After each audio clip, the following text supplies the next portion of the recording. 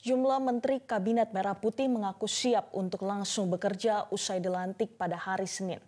Total sebanyak 48 menteri dan 56 wakil menteri serta 5 kepala lembaga setingkat menteri tergabung di Kabinet Merah Putih. Susunan kabinet baru diumumkan beberapa jam usai Prabowo Subianto dan Gibran Rakabuming-Raka dilantik sebagai presiden dan wakil presiden periode 2024-2029.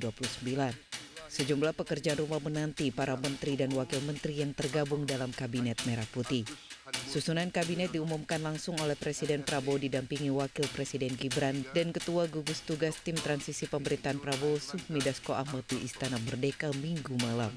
Kabinet baru yang akan bekerja 5 tahun mendatang beranggotakan 48 menteri dan 56 wakil menteri serta 5 kepala lembaga setingkat menteri. Dari 48 kementerian, 7 diantaranya merupakan kementerian koordinator. Ketujuh kementerian koordinator itu membidangi politik dan keamanan, hukum, HAM, imigrasi dan kemasyarakatan, perekonomian, pembangunan manusia dan kebudayaan, infrastruktur dan pembangunan kewilayahan, pemberdayaan masyarakat, serta pangan. Usai pengumuman, sejumlah menteri Kabinet Merah Putih mengaku siap untuk langsung bekerja usai dilantik pada hari ini.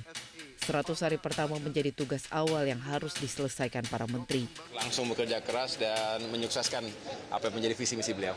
Terima kasih ya. Masih jadi prioritas ya? Ya tentu akan kita lanjutkan dan kita akan terus perkuat pembangunan infrastruktur di berbagai wilayah.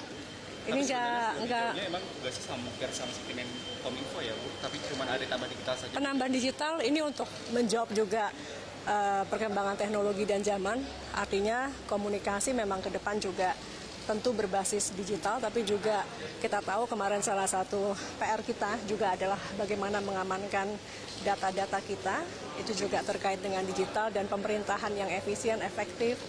Ya tentu Pak Prabowo tadi memintakan beberapa program kalau terkait dengan perekonomian kan jangkanya menengah dan panjang.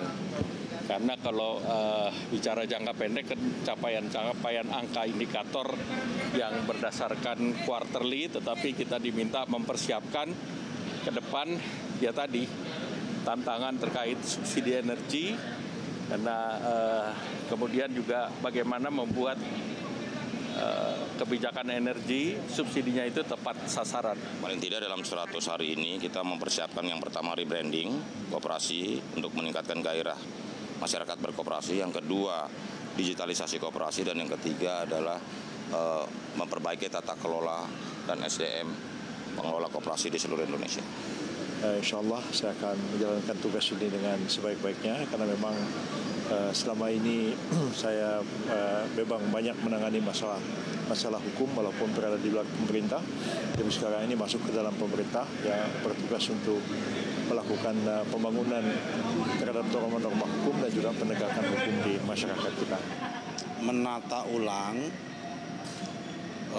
lahan-lahan milik negara atau tanah-tanah milik negara yang dikonsesikan kepada pihak ketiga, apakah itu dalam bentuk swasta maupun asing, itu harus ditata ulang dengan mengedepankan prinsip-prinsip keadilan dan memberikan akses seluas-luasnya kepada rakyat atas tanah. Dalam menyusun kabinetnya, Prabowo memanggil para menteri, wakil menteri, dan kepala lembaga ke kediamannya di Kertanegara pada 14-15 Oktober 2024. Selanjutnya mereka juga telah mengikuti pembekalan di kediaman Prabowo di Hambalang, Jawa Barat pada 16 dan 17 Oktober 2024. Sebelumnya Presiden Prabowo menyatakan nama Kabinet Merah Putih merupakan hasil kesepakatan bersama antara para ketua umum partai politik pendukung pemerintah. Tim Liputan, Metro TV. Jelajahi cara baru mendapatkan informasi. Download Metro TV Extend sekarang.